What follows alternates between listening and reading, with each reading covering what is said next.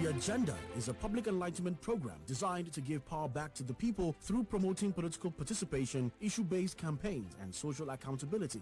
The Agenda is a weekly program of active citizens by active citizens for all citizens, featuring in-depth analysis, news commentary, and issue-based interviews with stakeholders in governance and electoral process. The Agenda is about you, the listener, your power to determine who leads you, setting the agenda for public office seekers and holding them accountable. The Agenda, mobilizing citizens to meaningfully engage the 2023 general elections by making sure those seeking their votes have real intentions of true representatives. Tune in every Thursdays at 9 a.m. on Invicta FM 98.9.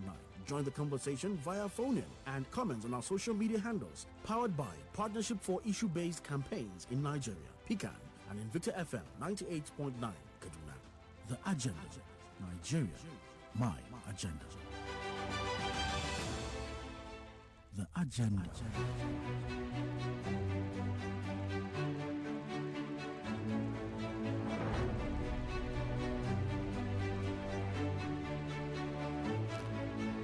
Arise, O compatriots, Nigeria's call obey. The Agenda, Nigeria, my agenda.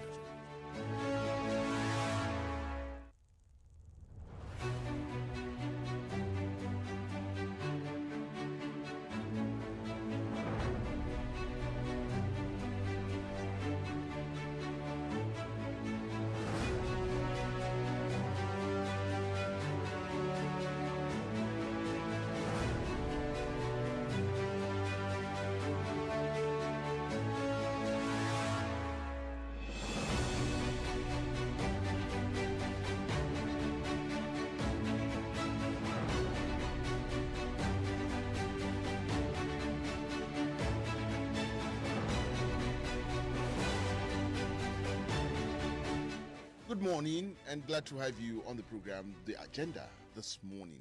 Thursday, scheduled time for the program at this time. And this is a time that we bring in those that are, looking up to, being flag bearers of their parties, and those that would be in position of leadership to talk about themselves and, of course, talk about what they have in plans for the people.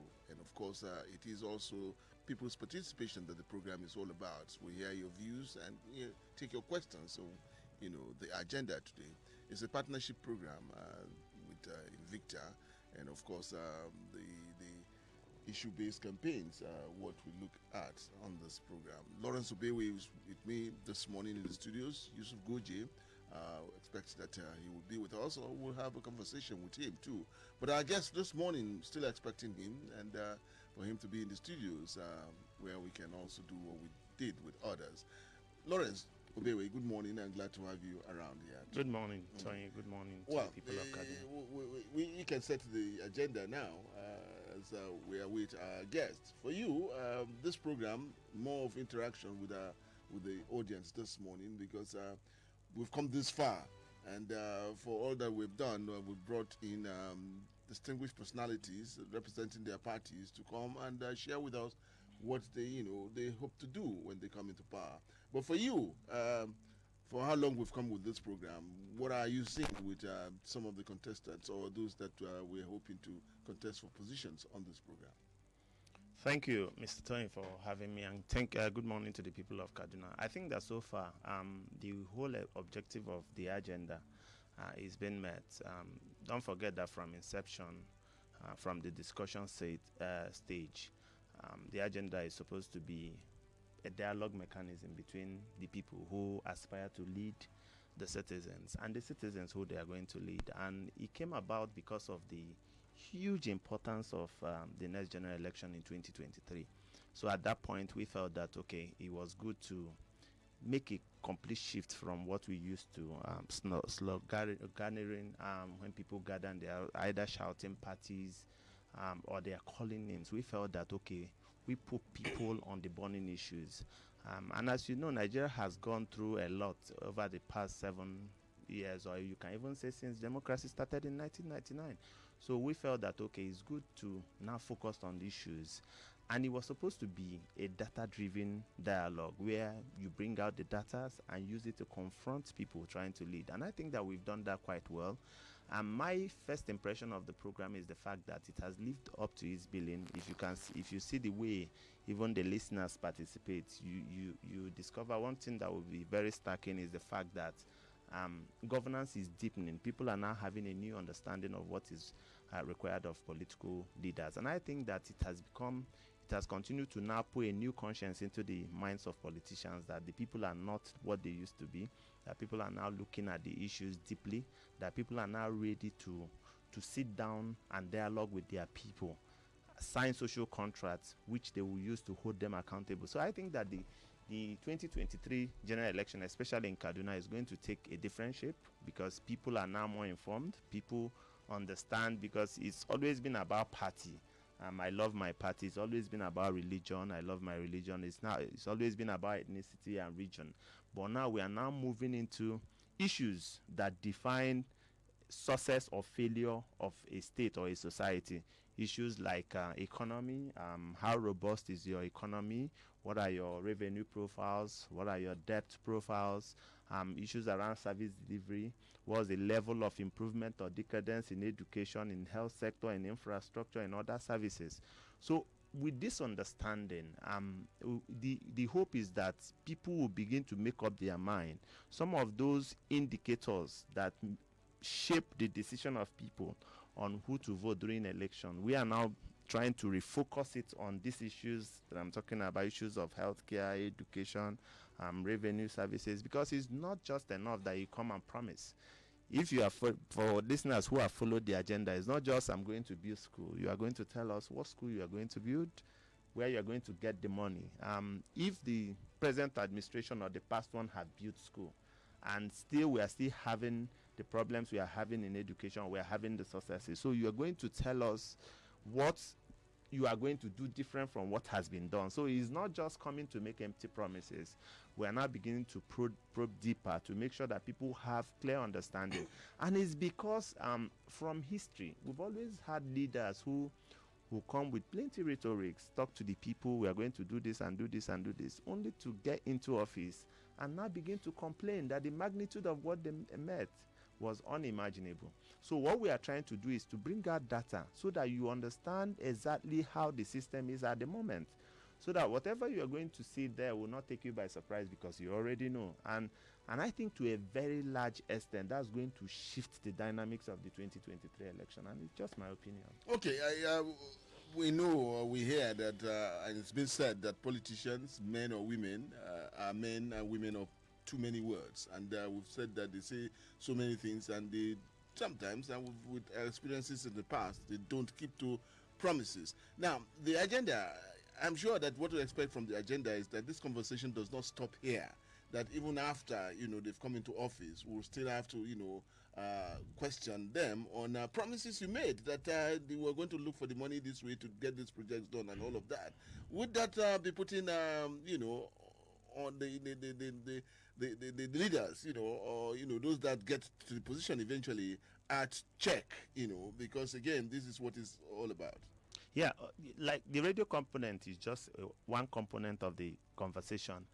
We have the community dialogue mechanism where this candidate will also go and meet the communities and talk with them, and at the end of the day agree on things the community expect them to do for them, irrespective of political parties. If there are 50 political parties, these communities will sign 50 social contracts with these candidates, so that whoever wins will not say, I wasn't among the ones that signed. So we don't want proxy, because in Nigeria we've had where promises are made and people will tell you, I was not the one that made these promises. Now we want them written down and signed in communities. So to that end, we have mobilized communities, community leaders who are waiting for this candidate to come with their own social contract. Luckily, Kaduna has had this community development charter for about 5 years now, that is on ground, where citizens in communities sit down and prioritize their needs. So those needs now are what they are going to use as their social contract, and they will have timeline of when this candidate is expected to meet this social contract if elected. That's one component. The other one is the fact that for every candidate that is coming here, we are taking up the electoral promises. We are taking up the campaign promises. We have a dashboard at theagenda.ng where we store this thing, and we'll use them to hold them accountable. And that's why they have all indicators. When we finish with the radio component, we are going to document these promises, take it back to the people to sign. So make sure then the candidates will put a timelines to it. So that's what we are going to use. There's also a town hall where we take them to meet the relevant stakeholders like Kaduna Chamber of Commerce in case of Kaduna, civil society organizations, partners, community heads, and all that. Because you need also to convince these people of what your programs are. For instance, the development partners who are always pumping millions of dollars and pounds to assist maybe in the areas of education and health and infrastructure and all that, they also need to understand that the incoming administration will continue to partner in those critical sectors that allow the people to get good service delivery. So we are also going to do this dialogue to meet with development partners, meet with Kaduna Chamber of Commerce, so that the business people will understand what is in stock for them if any of these candidates get elected. We are going to meet with the civil society. We are going to meet with the community leaders to do that. Then there's also the other component of debate, electoral debate, and this debate we organize in stages. The House of Assembly members will have their own in their constituency. For instance, if you have Jaba local government or state constituency, or the major candidates from there, you do a debate for them. The communities and stakeholders in Jaba will coordinate that because they understand what is disturbing them in Jaba. The same thing in Kaduna South. If you have two constituencies in Kaduna South, you do that. The same thing with the House of Reps, the same thing with the Senate, the same thing with governorship. Because it's a pilot, we don't want to take too much and move to the national. At the moment, the agenda is concentrating in the states, but we are hoping to touch every part of the state. The one at the state level will coordinate. Our partners who are at the local government level and communities will coordinate that of the senatorial. The senatorial also will coordinate because they are going to be senatorial zone, 3 senatorial zones, so manageable. But that of House of Reps and State House of Assembly, our partners will conduct that at the local government and community level. So it's a full package on the agenda. It's not just, it's not an emergency thing. It's something that has been well thought out, well planned out. So we are using this for sensitization because, as you know, the campaigns have not started. They are going to start later this month. So once the campaigns are starting, we are going to unfold the full package of the agenda. Well, we're having it in radio form, and of course you've said that we'll also move to community and communities and all of that. But what are your expectations from the citizens too? In all of these, because again, why I'm asking this question is that we've put those aspiring to be in positions, we've put them on the table to tell the people what they will do, how they will do it, and all of that. What are we expecting from the people too? Oh, I think, okay, like this first segment, I'm expecting that at some point we're going to open the lines to take 2 or 3 calls from citizens, and that's why I'm taking my time to explain it.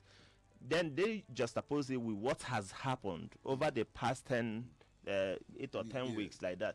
Give us a feedback of what we expect from them. But from our own end, of course, you cannot second guess what the citizens, and each citizen will have expectations and what they are thinking about the election. But generally, we are thinking that as we are exposing these candidates to them, that they will begin to see, first of all, governance from a different light. And that's why we don't want bias. That's why we'll give you statistics from government generated agencies, so that you don't say because you don't like this party, that's why you are doing this. So these are tested, and that's why you've not seen anybody or government come out to say no, these data are wrong, because these data are out there and some of them are on the website of the government. So bringing out this data is like layering bear.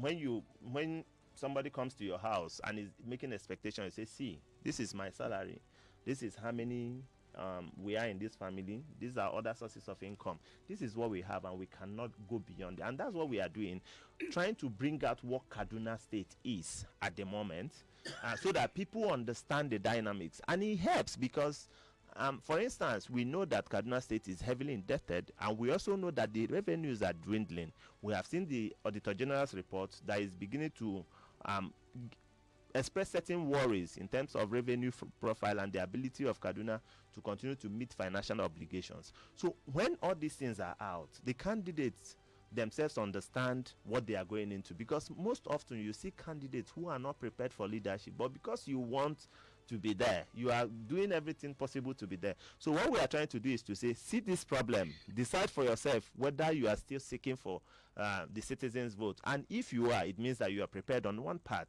Then also citizens, we are also exposing these things so that citizens on their own understand the challenges that is going to face the next administration. That way it will build patience, it will build confidence, and we're also expecting that it will also drive a two-way communication between the would-be leaders when they are elected and the citizens. Because once you are honest, open, you are communicating, even when the situations are bad, the people will understand with you. So we expect that the citizens will digest some of this information and use it to make an informed decision. Look at the candidates. If you have that, if you have these candidates in education, in health sector, you have revenue challenges, who among these candidates will be able to manage this? And that's why we are putting it out there. So we're saying here that there's no bias, coming from the agenda that we're setting here by the partnership, that just size them up, see what they can present, and then make an informed choice. Yeah, I think that basically for every category of candidates, we've asked almost the same questions.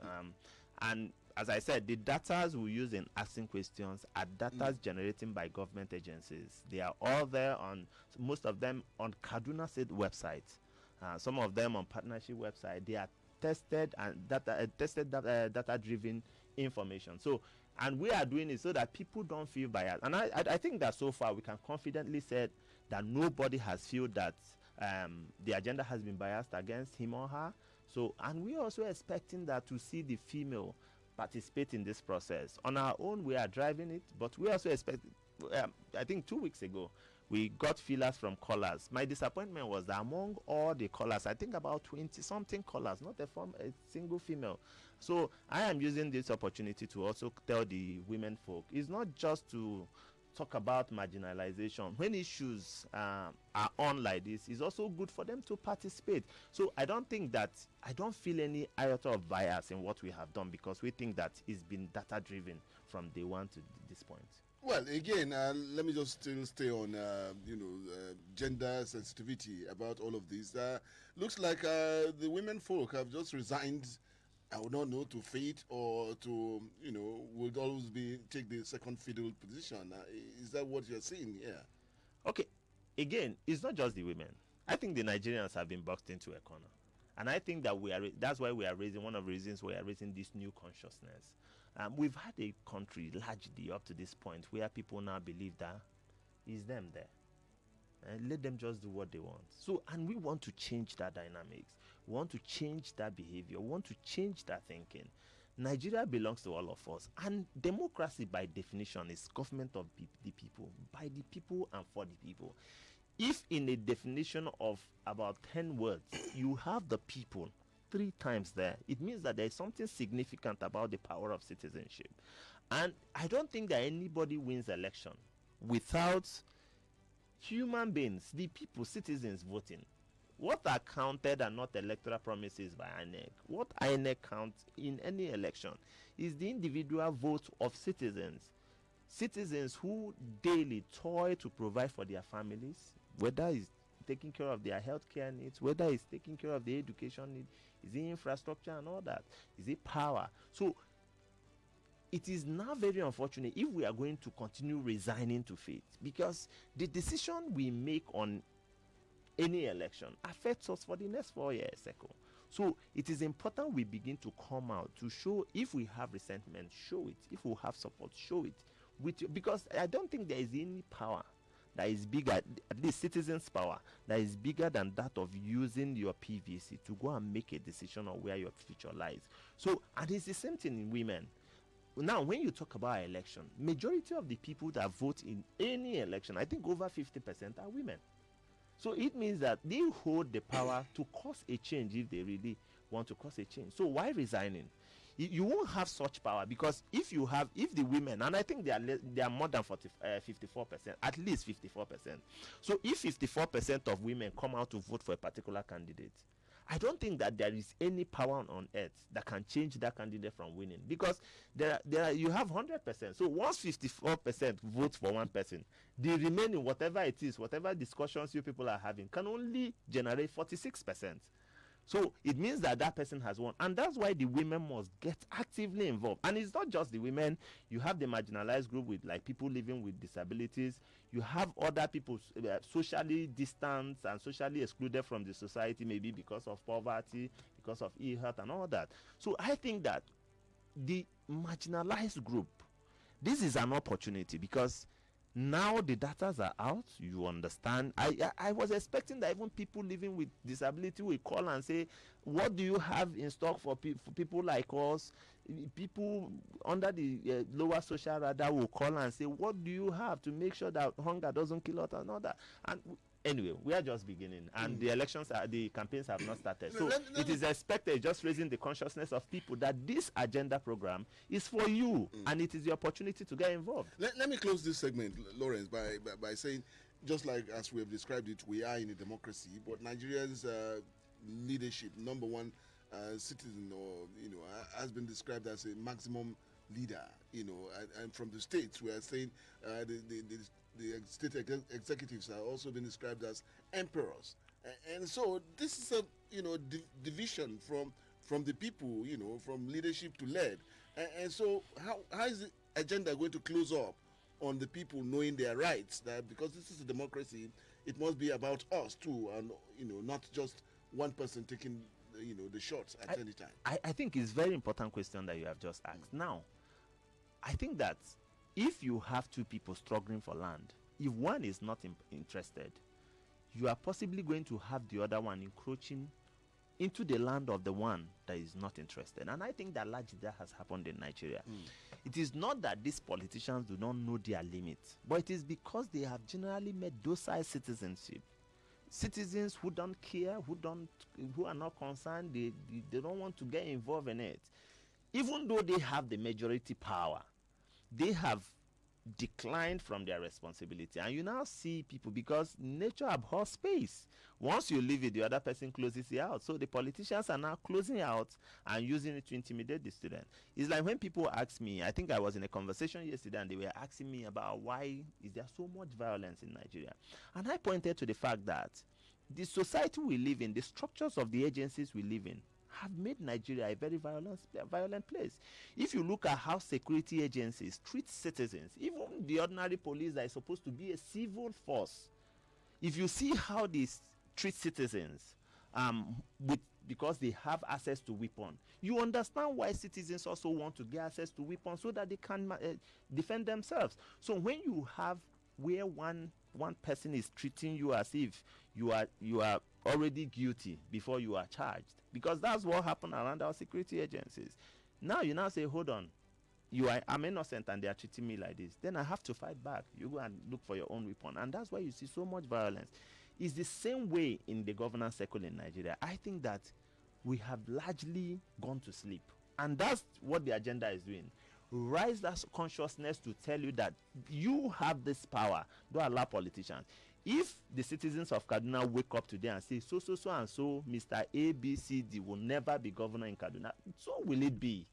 They go out and make sure that he doesn't become governor.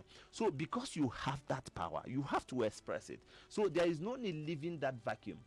Occupy your vacuum and push even the politicians to leave his own space so that you can occupy it. And that's what the agenda is set out to do.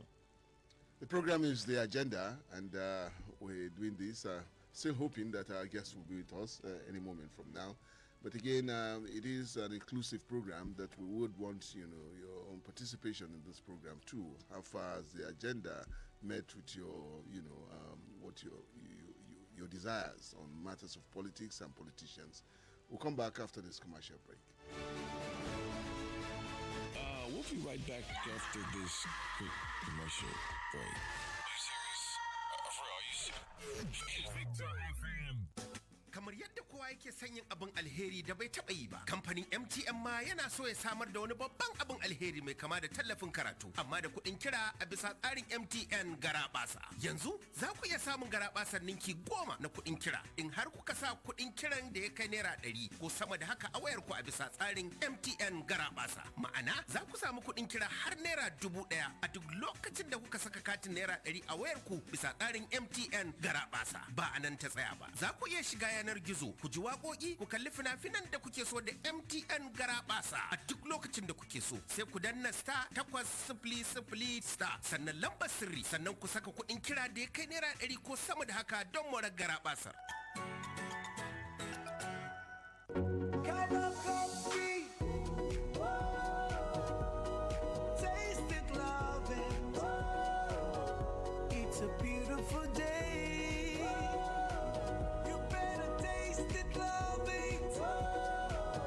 Enjoy the creamy coffee taste of Cowbell Coffee. Round the clock, it's really delicious. Taste it and you'll love it. Cowbell Coffee. Taste the creamy side of coffee. Now available in multi-pack pouches at 750 Naira only.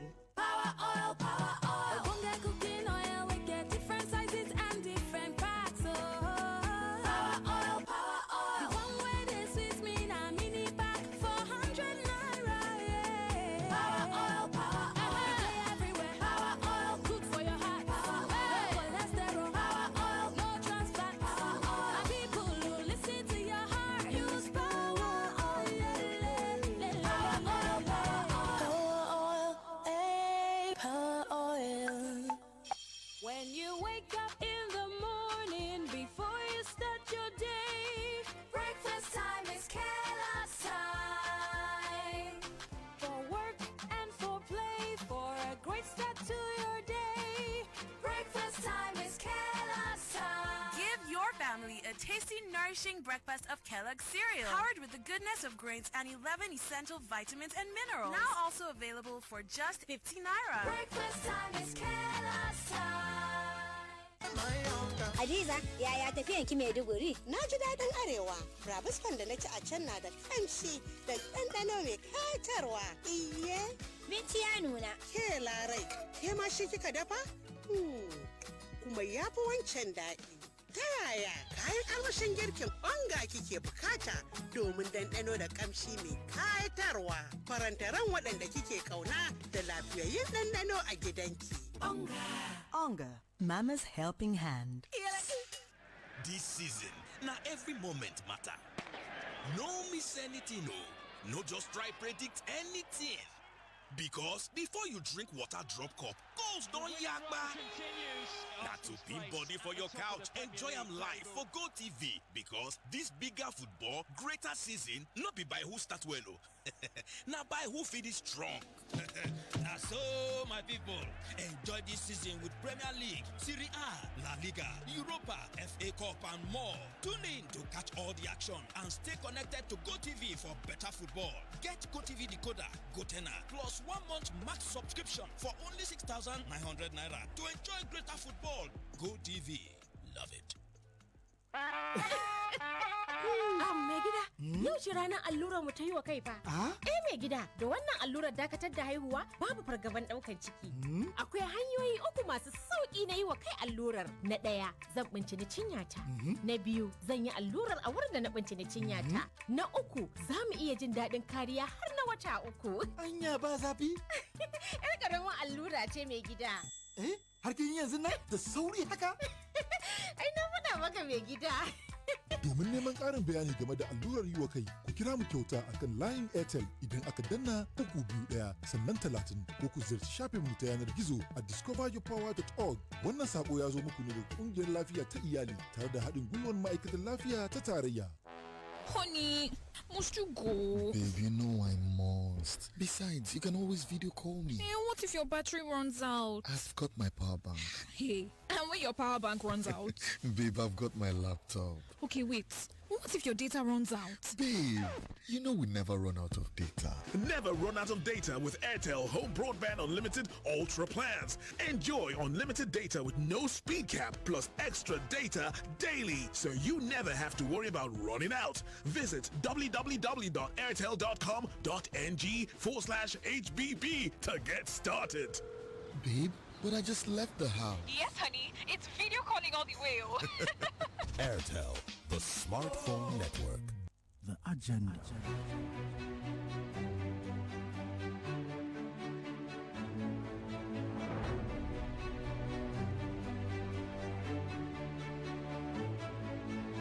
Arise, O compatriots. Nigeria's call obey. The agenda. Nigeria, my agenda.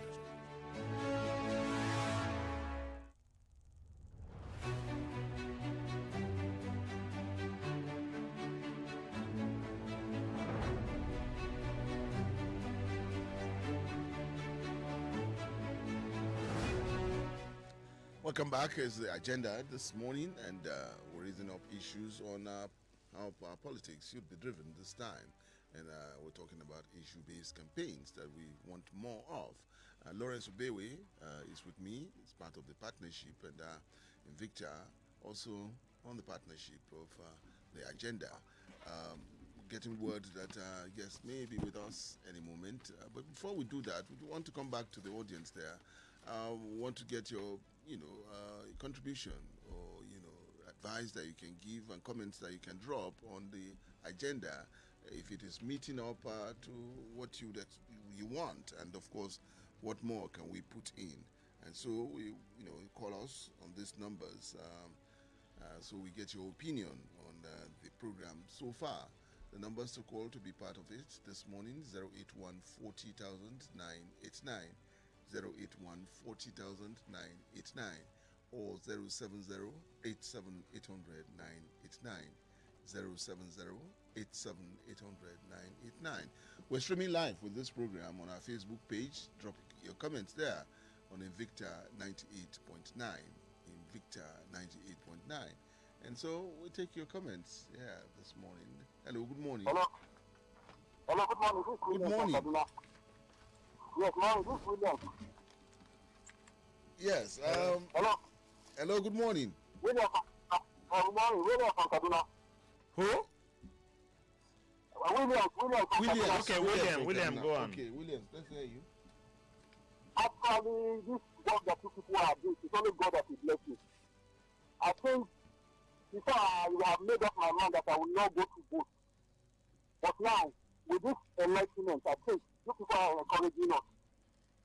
I think this thing that people are doing, it will make many people who are discouraged already before from participating in election will now make up their mind to go and vote.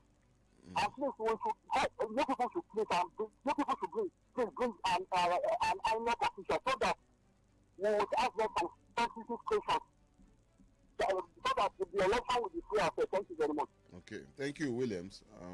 Yes, numbers still opened for calls.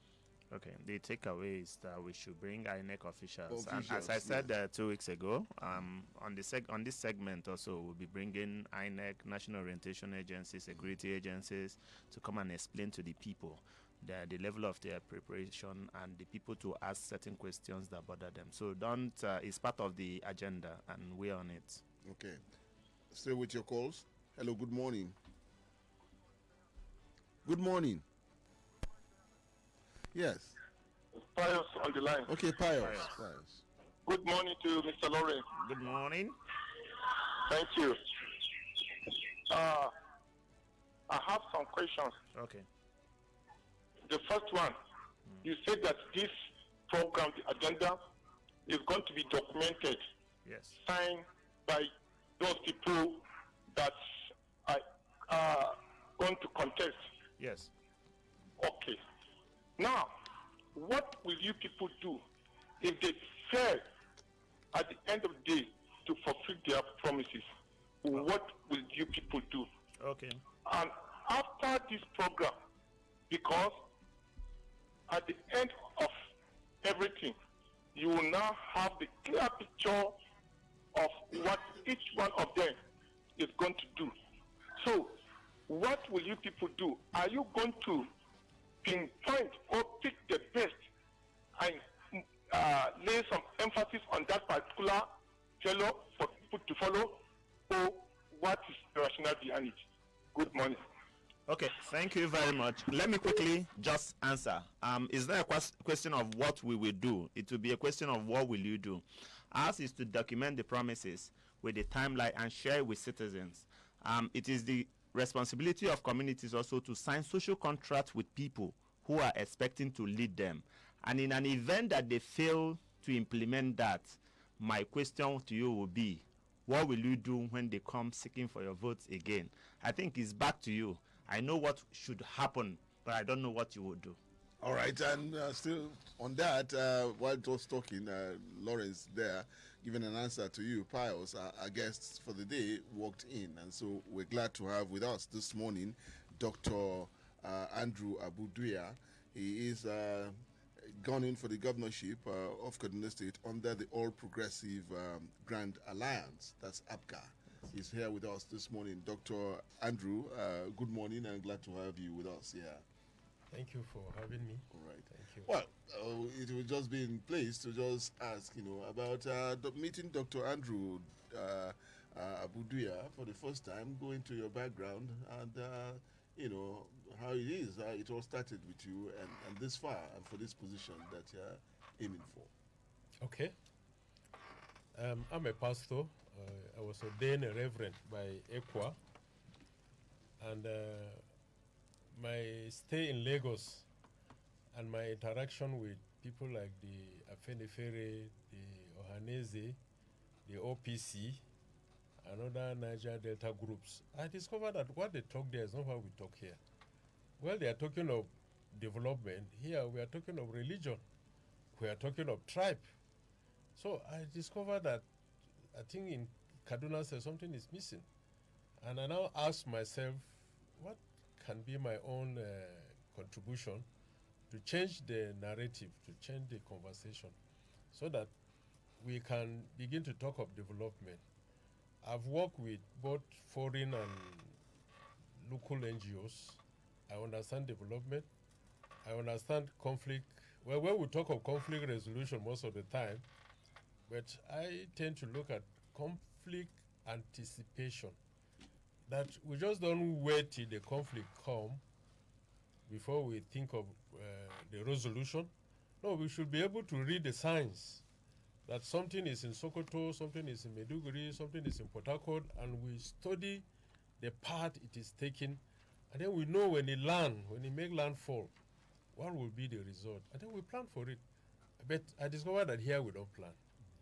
Lawrence, before I get the mic to you, I'd just like to ask, APGA, Grand, coming under the All Progressive Grand Alliance, your choice of APGA as, the platform you want to use to, achieve your aims.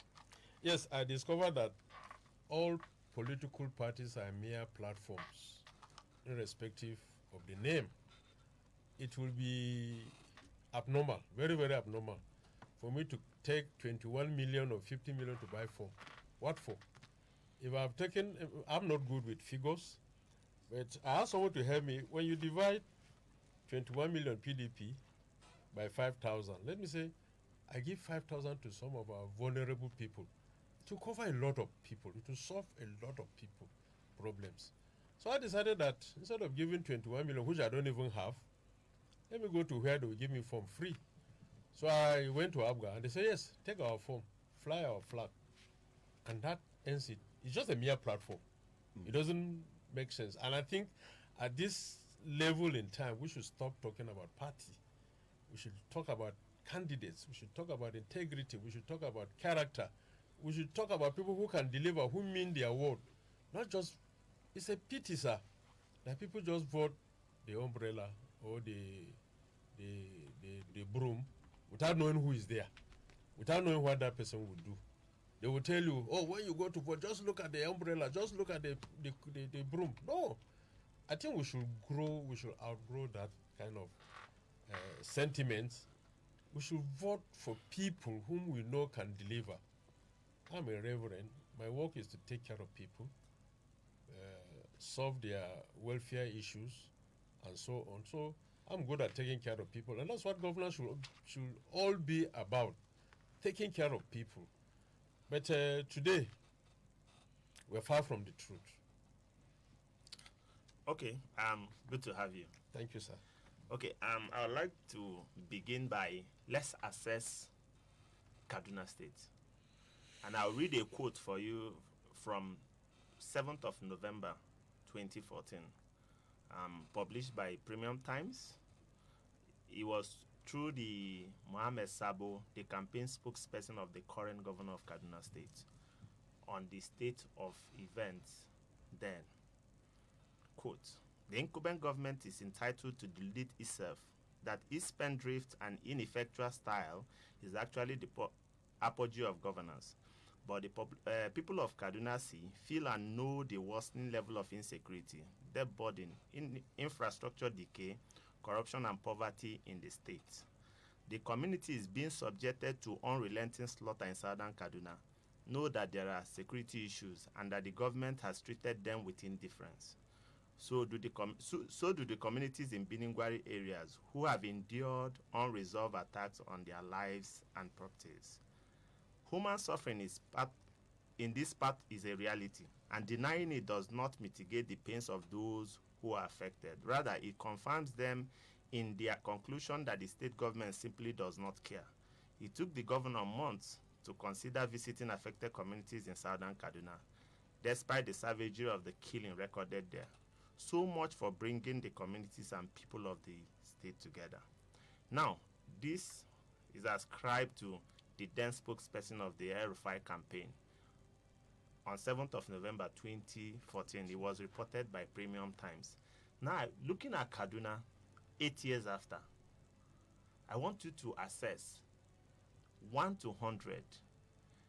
This is the accusation against Governor Yero then by the current governor of Kaduna State. Can you please help us assess this state using this same parameter he used in 2014? I think we've gone from bad to worst. We've gone from bad to worst. If I was score this government out of 100, maybe I'll give them 21%. That's the way it has been. Because even during that time of Yero, we could still sleep in our houses. You know why I came late? I sleep somewhere in town and then have to go to my house in Marabarido to prepare. Kidnappers made 3 attempts to enter my house. They could not. So I was afraid of what the 4th attempt will be. So I have to pack out. So it is worse. It is worse. I don't think this government has been fair to the citizens at all, whether in terms of the security situation. I'm a retired policeman. We know what security is all about. They've not been good to us. They have completely failed. But if I'm since nobody score 100%, I give them 21%. Okay. Again, just to back up what the data of today is. Yeah. According to Budget is an IT-based NGO in Nigeria that will partner with the federal government and states. According to their report of state report in 2021, about 43.48% of residents of Kaduna State are poor. Unemployment and underemployment in the state is at 67%. Now, 73% of the population in Kaduna State lack coping mechanism. So if there are shocks as a result of poverty and insecurity, they are unable to cope. Do you think that this is a fair assessment of Kaduna State? Well, you know, I gave them 21%. So if they have up to 60-something percent, that percent is fair to them. But we are No, the 67% is for unemployment, unemployment and underemployment. Poverty is 43.48%, and 73% are people who have subjected themselves to anything they see in their life. I think that assessment is true, if not worst. It's true, if not worst. I agree with that assessment, but it's even worse than that. Because I parked my car somewhere. I was sitting inside. A woman just came and said, "Please, don't Allah, please, naira Hamson, 50 naira, 50 naira." She was begging for 50 naira. Come on. So it's a tragedy. It's a disaster. I don't know where we're heading to. That's the truth. Thank you, sir. Well, this may not be with data, that I can, use this to assess. But again, coming from the All Progressive Grand Alliance, ABGA, one would begin to ask that as you aspire for this, this position of leadership and of number one citizen of the state, one would begin to ask about the structure, that ABGA has to say that you're all over the place. What would you say with that? You see, this grammar about structure is not necessary. I have I've attended rallies by Atiku, by Konkoso. I was with Konkoso for a long time. I've attended rallies with Tambuwal then, before the primaries. The people you see at the Atiku rally is the same people you will see when Konkoso come. It's the same people you will see when Tambuwal come. It's the same people. So when people talk of structures, are they talking of officials? Are they talking of buildings? I have people who have donated offices on my behalf. I don't know them till today. I've not seen them. They just call me, say, "I have this building, use it for your campaign." So what structure are we talking about? The structures will be revealed on the election day. Don't mind the crowd you see at rallies. It will also be required of you to move to areas. I mean, get the people to know you, and this will involve, expenditure and all of that. I'm talking about as part of the structure too. But it involves money for you to even move around. All of these, going to all these places and showing yourself, because they would want to see and know their governorship candidate. I'm doing that, sir. Okay. I was recently, I left. I was in. I started from Zonkoa, went to Samaru, went to Lere, came back to Kagoro, Kafanchan, went to Jagindi. In all this, most especially in Jagindi, they said they never knew there is a Christian candidate. They never knew. So I decided to forget about the social media, all they do it on the social media, and then go person to person. Let me tell you, sir, 3 things have happened to Nigerian politics because you mentioned money. The first thing they did, the political elites, the first thing they did was to monetize politics. That's the pay for people to vote for them. That is greatest injustice. The next thing they do is to commercialize politics. That is, they see politics as an avenue for investment, which they hope to recoup their investment. And then the last primaries, they dollarize the politics. That it is a matter of dollar, no more naira. And people like us are disadvantaged. I depend on my salary as a pastor to move around. I don't. As I'm talking to you, I don't have a secretariat here. But I have people. I have people who are coming to me, and I tell them, look, if you want to work with me because of my money, I don't have. But if you want us to get our sovereignty back, then let's work together. It's not a matter of paying for votes, commercialization, and the rest of them. No. The money I need, at the appropriate time, it will come. Okay. I don't think that we can talk about anything in Nigeria and Kaduna State, especially today, without talking about insecurity. Yeah. Now, before I ask you a question, I want to give you a sneak peek of what the government has done, the state government has done to checkmate security. Then I'll ask you a question. The incumbent has allocated about 30 billion, budgeted about 30 billion since inception in 2016 in the areas of security. They have established Ministry of Internal Security and Home Affairs, provided logistics support to security agencies. They have set up Kaduna Vigilante Services and armed them. They have set up a command and control worth about 1.2 billion. And this 1.2 million can actually provide for 120 primary health care centers if you are giving them 10 million each of them. So I think that as you drive around Kaduna, you have seen that they have installed CCTV everywhere. There's the Kaduna Peace Commission, among others. Yet, the security situation in Kaduna is deteriorating. Now they have made all these investments. What will you do differently to arrest these staggering security situations in Kaduna? Thank you, sir. What I would do differently as a retired policeman, I would take the war to the bandits. The bandits are not spirits. They are human beings. We know where they are. I will go there. I will lead. I will be in the forefront to go. Upon all this investment, what has been the result? Has the killing stopped? Just on Friday, some poor, vulnerable women were coming from Manchok, where they've gone to buy yams. They were kidnapped along the road. And the kidnappers are asking for 10 million. Negotiation has reduced it to 5 million. So the truth is that their investment has been upside down. Who really get what? What the poor man wants is to have a secured environment, to go about his business, to go about looking for his daily means of livelihood. All this investment has not yielded anything. It has not. So if I become governor, or no, not if, when I become governor, when I become governor, I will lead by the front. We take the war to them. Okay, so that's the only thing you do differently from what the government is doing? Yes, because all we want is result. However you do it, let's see the result. We're not seeing result of anything.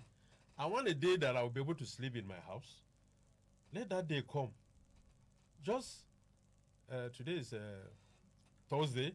On Tuesday, they attacked Jacaranda. Jacaranda here. They attacked Jacaranda and took away 2 men, 2 women. Jacaranda here. So what has their investment yielded? Nothing. Nothing. So are you going to discard these investments, or are you going to reject them while leading from the front? In fact, I'll have nothing to do with them. They are just jamboree. They are just elitist kind of to serve some people. It's not yielding the result. I will not do that. What went wrong with the conventional police that we used to have? And there was peace. Crime was at its lowest ebb. What went wrong? So all these things they are doing is just to find a way of taking our money. Do you know, Erufai said he was spending 400,000 on each patient for COVID-19. 400,000. For Christ's sake. I don't know. I don't know. But Devin, sir, let me not get angry. Things are not just the way it should be. They are just deceiving us. Sincerely, they are deceiving. You know one thing I know. Government know what you want to hear. That's what they will tell you. But in sincerity, they are doing something else. That's how I view government. And that's why I never trust them. Okay, dear listeners, we'll just go for a news break. We'll be right back. Just hold on. Every day, baby. This is the station playing today's best mix. Terrific. FM. Mai gida, yau ce ranar allurar mu ta yi wa kai fa. Mai gida, da wannan allurar dakatar da haihuwa babu fargaban ɗaukar ciki. Akwai hanyoyi 3 masu sauƙi na yi wa kai allurar. Na ɗaya, zan bincini cinyata. Na biyu, zan yi allurar a wurin da na bincini cinyata. Na uku, za mu iya jin daɗin kariya har na wata 3. Anya ba zafi? Yar ƙaramin allura ce mai gida. Har kin yanzu nan da sauri haka? Ai na faɗa maka mai gida. Domin neman ƙarin bayani game da allurar yi wa kai, ku kira mu kyauta akan layin Airtel idan aka danna 321 sannan 30 ko ku ziyarci shafin mu ta yanar gizo a discoveryourpower.org. Wannan sako ya zo muku ne daga ƙungiyar lafiya ta iyali tare da haɗin gwiwar ma'aikatan lafiya ta tarayya. Power oil, power oil. Bunga cooking oil, we get different sizes and different packs. Power oil, power oil. The one where they sweet me na mini pack for 100 naira. Power oil, power oil. They everywhere. Power oil, good for your heart. Power oil, cholesterol. Power oil, no trans fat. Power oil. And people who listen to your heart use power oil. Power oil, power oil.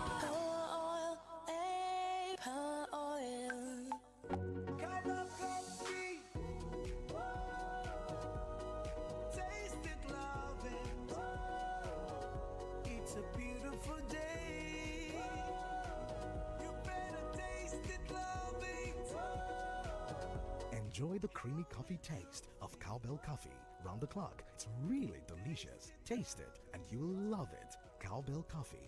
Taste the creamy side of coffee. Now available in multi-pack pouches at 750 naira only.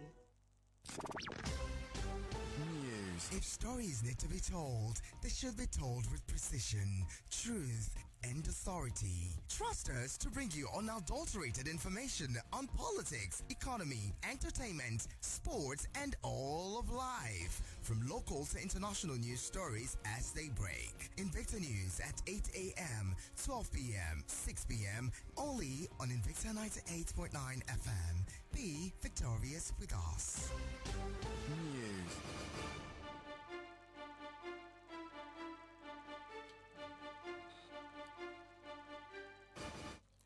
This is Invicta 98.9 FM, Kaduna, Nigeria. I am Gilead, first as a one with a news brief. A former Inspector General of Police, Marcelio Smith, has resigned from his position as chairman of the Police Service Commission. According to report, his resignation may have been in connection with the recent scuffle between the police force and the commission over a recruitment exercise. It was gathered that the chairman tendered his resignation to President Muhammadu Buhari last week, but got approval on Tuesday. Mr. Smith later tendered his resignation before the members of the board on Wednesday. Civil society organizations, CSOs in Kaduna, have urged a career platform, Jobberman Nigeria, to observe equity in training Kaduna youth on soft skills. Report says that Jobberman Nigeria had partnered the Kaduna state government to train 1.5 million youth across the state on soft skills. Soft skills entails how to write marketable curriculum vitae, personal effectiveness and time management, effective communication, business etiquette, and employability skills. Representatives of the CSOs, Mr. Emmanuel Bonnet, made the call for equity on training while speaking with newsmen at the sideline of a meeting sequel to signing of a memorandum of understanding between Jobberman Nigeria and Kaduna State government. And from the foreign scene, Sweden's Prime Minister Magdalena Andersson says she was stand down after her government was defeated in Sunday's election. According to report, Andersson's center-left coalition looks set to narrowly lose to a bloc of right-wing parties, 176 seats to 173, with 99% of the votes counted. Moderate party leader of Christensen is now expected to form a government. Report says that the final result is still to be confirmed after a recount, which is standard practice in Sweden. And in sport, NBA stars LeBron James and Chris Paul says Phoenix Suns owner Robert Sarver should have been given a stronger punishment for his racist and sexist behavior. Sarver, who also owned the WNBA's Phoenix Mercury, was fined $10 million and suspended from the sport for a year after the NBA investigated allegations. According to a report, the NBA interviewed 320 people and scrutinized 80,000 documents and videos after an ESPN article in November 2021, which alleged Sarver's 18 years in charge of the team had been characterized by racist and sexist behavior and bullying. And that makes the news brief at 10. Remember, a major bulletin comes up at midday. Good morning and have a victorious day ahead. Just stay with us as the agenda makes a return shortly.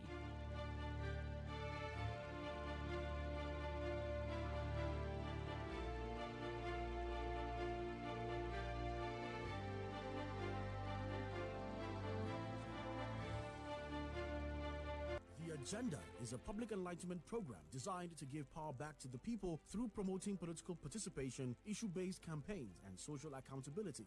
The Agenda is a weekly program of active citizens by active citizens for all citizens, featuring in-depth analysis, news commentary, and issue-based interviews with stakeholders in governance and electoral process. The Agenda is about you, the listener, your power to determine who leads you, setting the agenda for public office seekers and holding them accountable. The Agenda, mobilizing citizens to meaningfully engage the 2023 general elections by making sure those seeking their votes have real intentions of true representatives. Tune in every Thursdays at 9 a.m. on Invicta FM 98.9.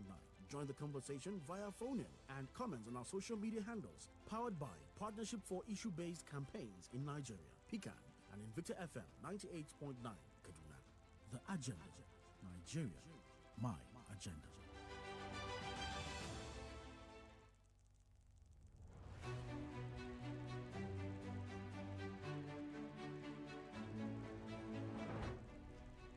Welcome back is the agenda this morning, and Dr. Andrew Abu Tuya, the All Progressive Grand Alliance governorship candidate, with us in the studios.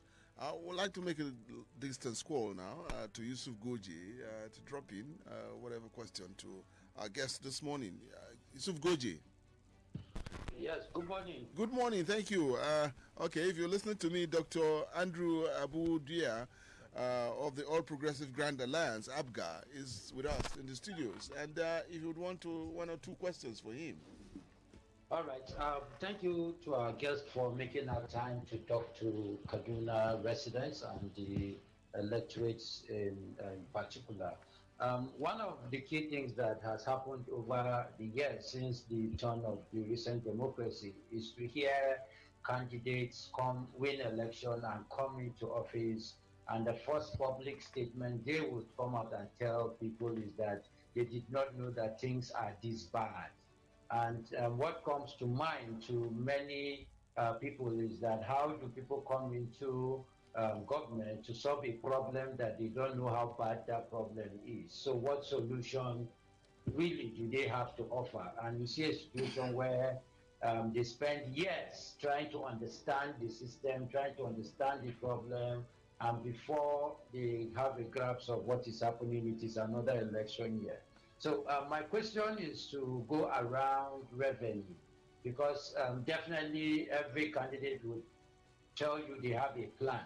But we know that a plan without money is just ink on paper, and at the end of the day, we'll be getting excuses.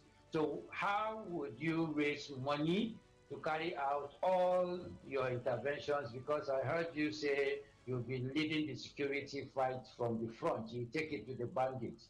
And I am sure that you cannot do that without the resources to equip and provide logistics for the security agencies, by the way, who are not in your control, who are in the control of the federal government. So how would you raise the money in terms of revenue to invest in security, to invest in education, health? Because already our debt is about 307 billion.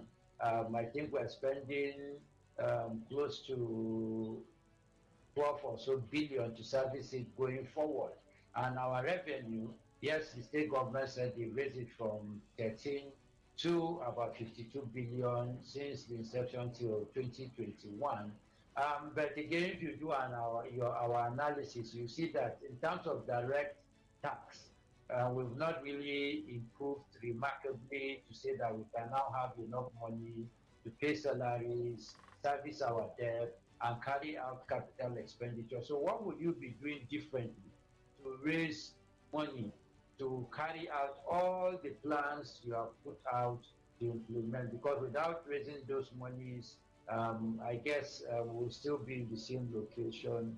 We'll still be where we are in terms of development. So that's my question. How would you raise the revenue to carry out all your plans? Thank you. Thank you, Mr. Yusuf. You see, I must confess that I think the major challenge confronting us in Kaduna and even Nigeria as a whole is corruption. Is corruption. We are not managing what we have very, very well. At the moment, I think the Kaduna State government has 3 avenues, apart from the IGR and the Federation account. I don't even know why they should go a borrowing. We don't have to go a borrowing. As I said earlier, I am an NGO person. I am aware of NGOs, foreign NGOs. I have built schools in Lagos.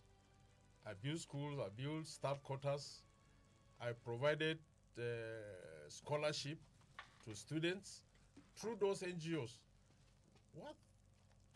What I will do is to get those NGOs around, and we will have the money we need. And if we can manage our federal allocation and the IGR properly, we have no business being in debt. All I know is that it is mismanagement. The money is there.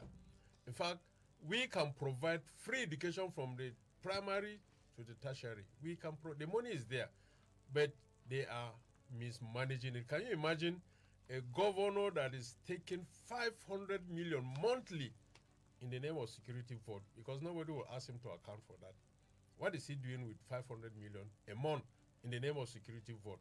So it is mismanagement. The money is there. I believe the money is there. And if we run short of money, we use the NGOs. They are there. You may have heard that Peter Obi donated a building to United Nations. Any project UN will do in Nigeria, they think of Anambra first. That is part of it. The UN system provide money for development. I have worked with some of the UN departments. I've worked with the UNCR, the UNESCO, UNICEF. We work with them. They have the money. But the problem is corruption. We were in a place in Osun State. UNICEF gave money for something. Those who collected that money went on to marry several wives. They used the money to buy cars and build houses. They never used it for the purpose it was meant for. So the money is there, sir. Hello, Goji. All right. Thank you for reminding us that the money is there.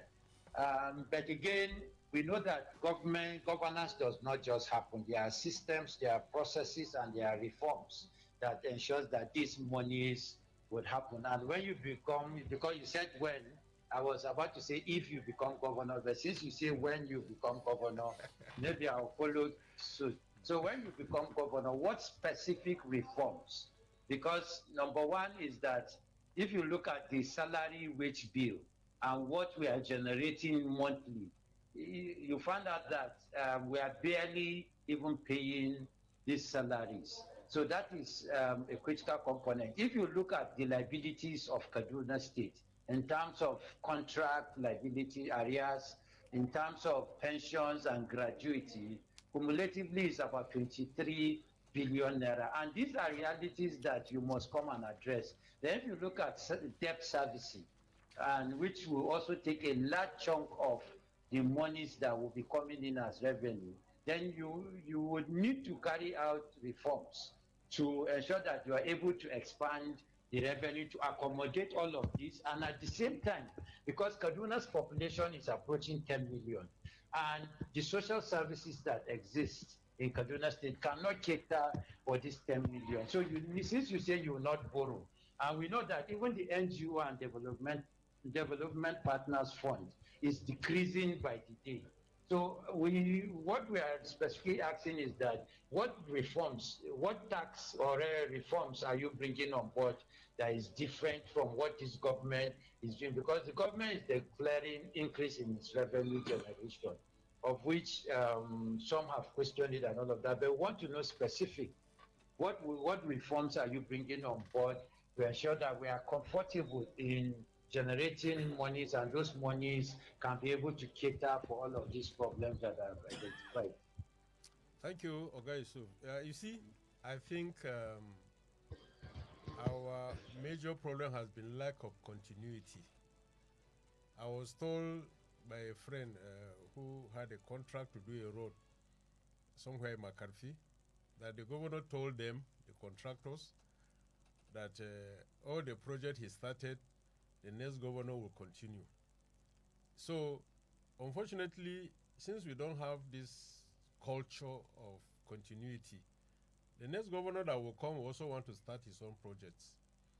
And then the debt profile continue to rise. Let me tell you, the quickest means towards economic recovery and well-being of the people is agriculture.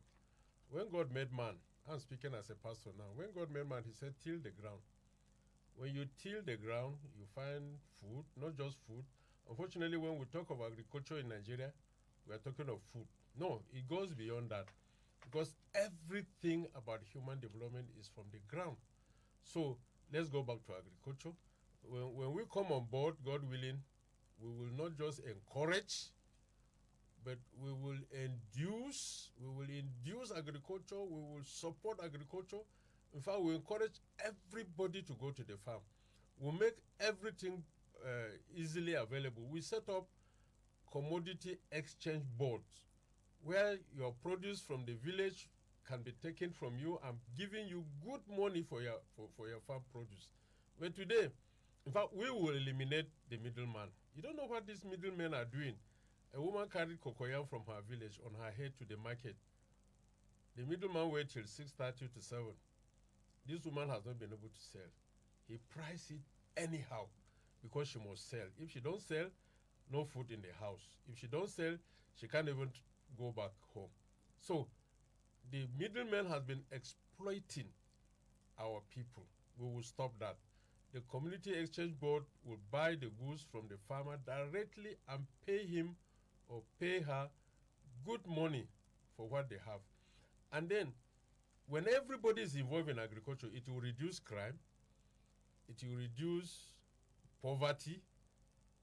Because the moment you are able to feed people and take care of them, they will not even have the time to think of crime. It will reduce the hardship, because I believe that in Kaduna State, we certainly don't have business with hardship. We don't have relationship with suffering. Those shouldn't be our portion, because we have good weather, we have good vegetation. Our weather is the same with Oyo State. So there's nothing we cannot cultivate.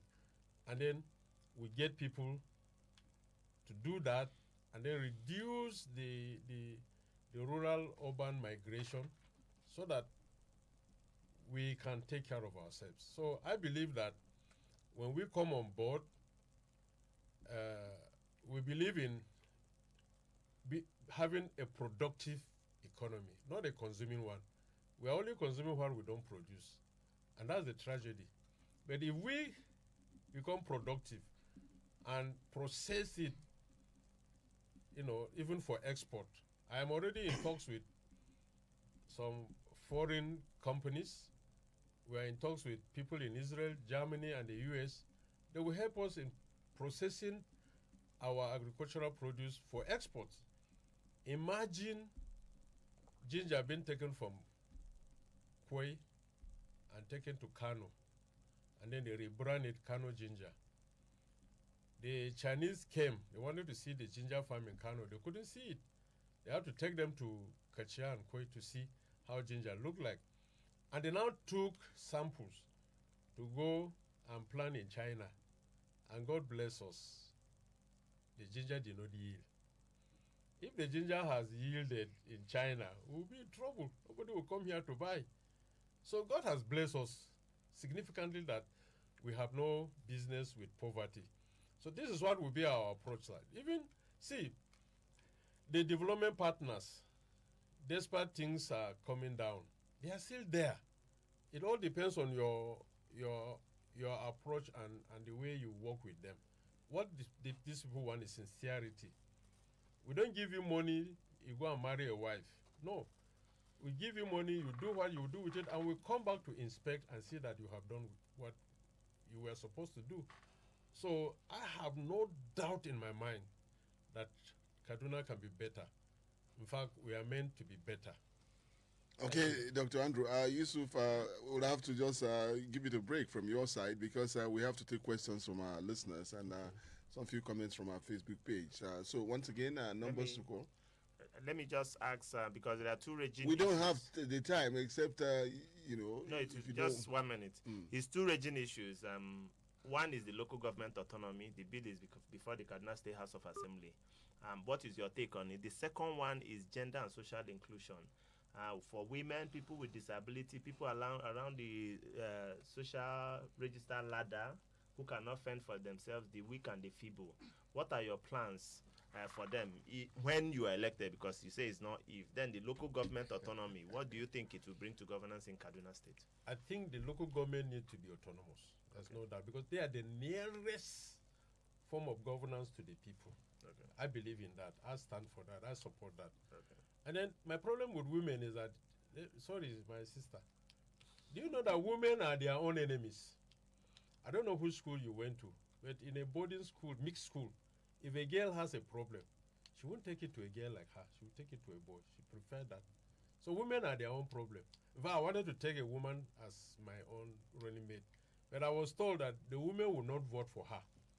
They will not vote for me because of that woman, that women don't like themselves. But then, if the women are a necessary evil, as people say, simply put, we must carry them along. Because I believe if a woman is in a position, let me tell you, my first child was a female, and I knew how she took care of me. Till today, I love female children more than the boys. That's me. Because no matter how bad a girl is, she will still remember her parents, no matter how bad. So I love them for that purpose. The disabled, we have a department that is actually working with them. They also have something to contribute, and it can never be overlooked. We carry them alongside. Okay, let's just say if we can take in one or two calls, and then we'll take some few comments from our Facebook page. The call now. Hello, good morning. Good morning, sir. Yes, your name and where you're calling from. Okay, my name is Buba Umar. Yes, Buba. Your Excellency, yes. To be. Now, sir, you have talked about security and other means. You have not talked about economy. Economic in the sense that our economies have been crippled. We are out of shops. Myriads of what do you call it?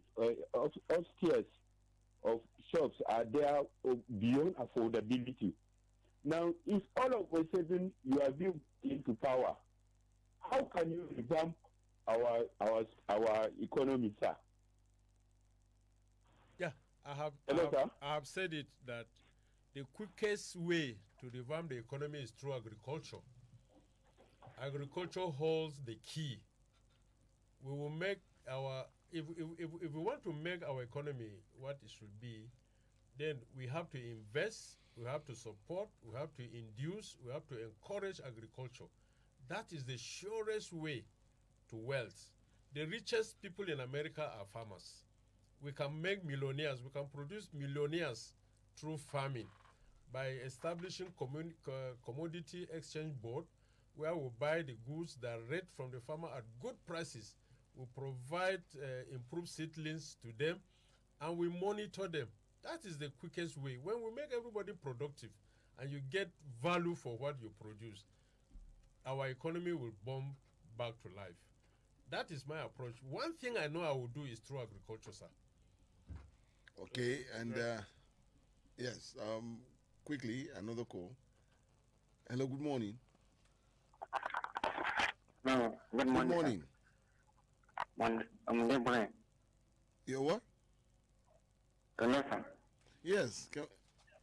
Can you speak Thank up? you, sir. Okay, sir. Please, sir, on the issue of government at last state, so many of the government are closed.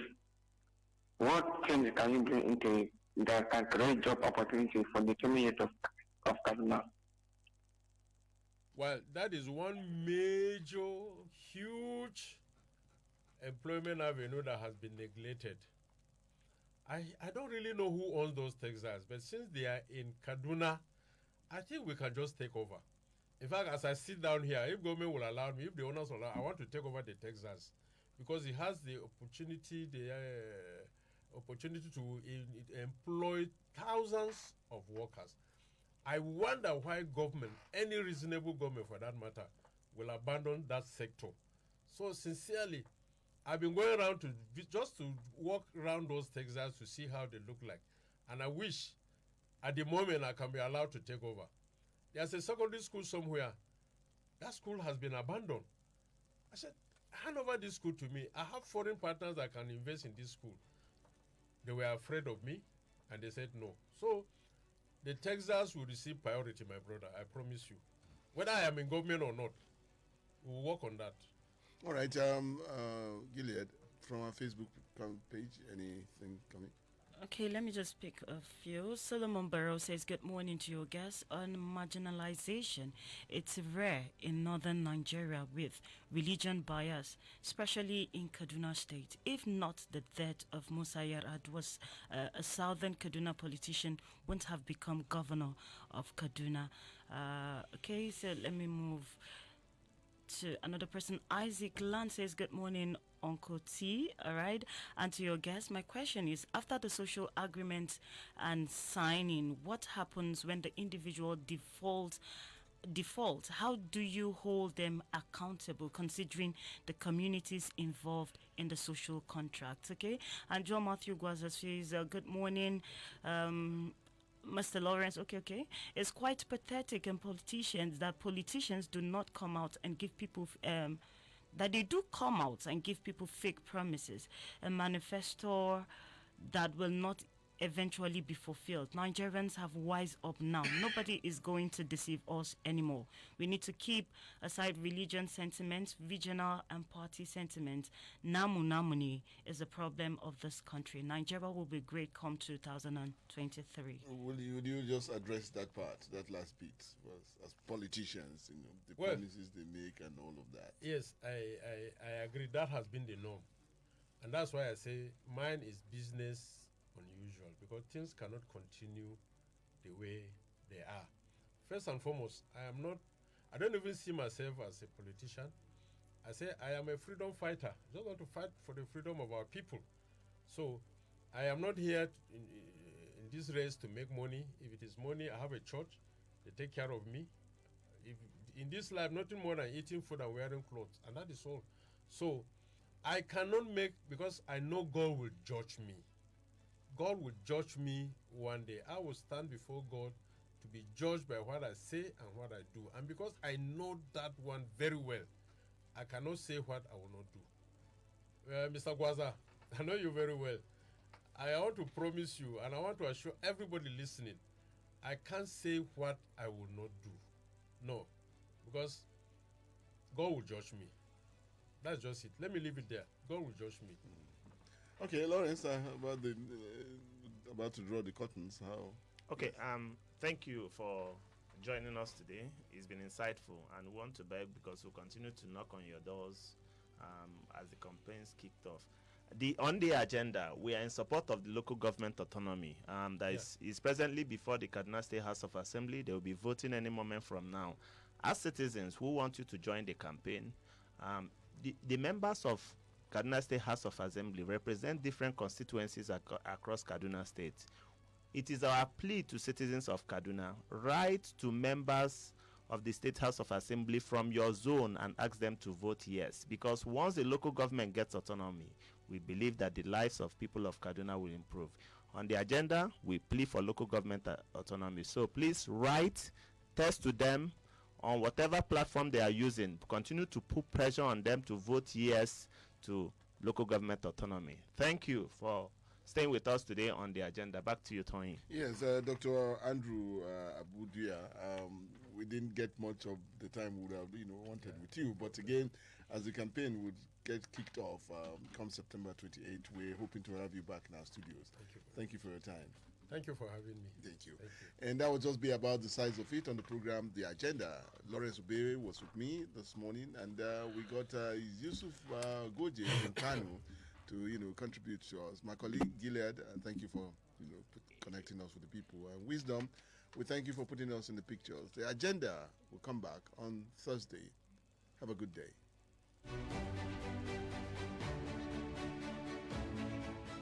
The Agenda.